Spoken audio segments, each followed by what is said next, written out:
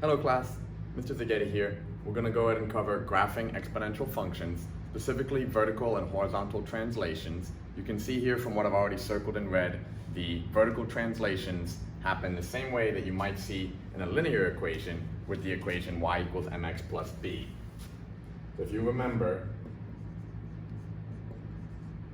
how the b represented the y-intercept, it's actually going to be the same right here. So a plus 2 in an exponential function represents that the graph itself is going to be moving up 2 units, whereas a minus 2 at the end of your exponential function represents that the entire parent function will be moving down 2 units. So we're going to go ahead and take a look at this in practice here. I've gone ahead and plotted out the equations for these particular x values, which you always are allowed to choose yourself. I go for the smallest numbers possible in order to represent the curve.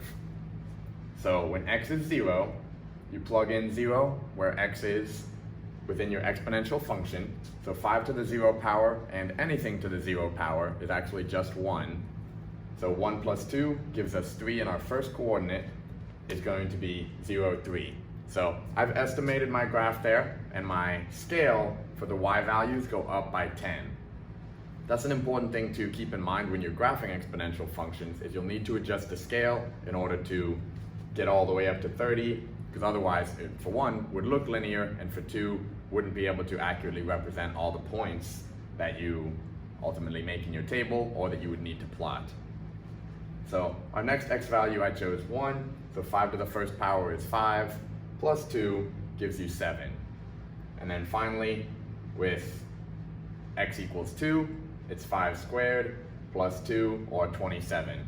So I went ahead and labeled this particular coordinate earlier, 1, 7, like we found, and then all the way up here is our 2, 27. So it's very close to 30, and you can start to see how the curve is represented there. So something to keep in mind as well is exponential functions, their parent function, before you add any translations or adjustments whatsoever, they're always going to cross the y-axis at 1. So the difference here, we found out that it crossed at 3 because it was vertically translated up 2 units. So now we're going to take a look at one that's vertically translated down 2 units. If it starts at 1 and it's moving down 2 units, what do you think it's going to cross at this time? That's right, -1. So we moved it down 2 units. We know that anything to the 0 power is just 1, take away 2, and that's how you get to your -1. So the first coordinate down here is approximately 0, -1. And then for x is equal to 1, we plug that in the same way, and we get our next coordinate, or 1, 6. And then finally, when x is 2, it's much, much larger. So that's a good way to represent the curve, and I went ahead and labeled that coordinate 2, 62. So this time, notice how my y scale is even larger. Instead of increasing by 10s, I went ahead and did increases of 20 for each increment. So that allows me to have the whole graph there, or at least enough to show that it's not linear. That's going to be a goal here.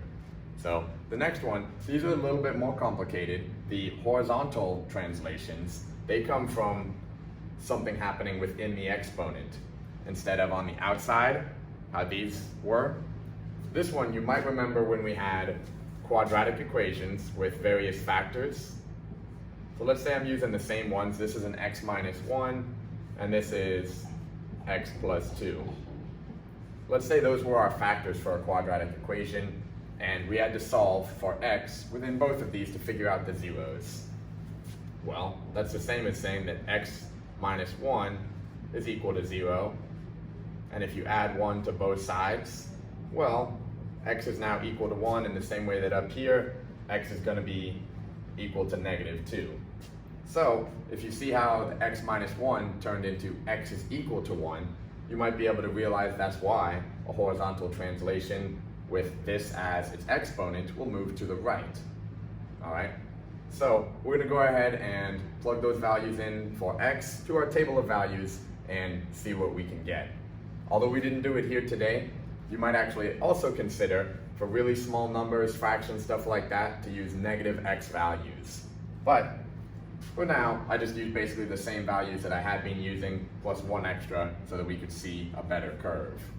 So x to x as 0 gives us 2/3, because when you have something to the negative power, you have to switch sides to switch signs.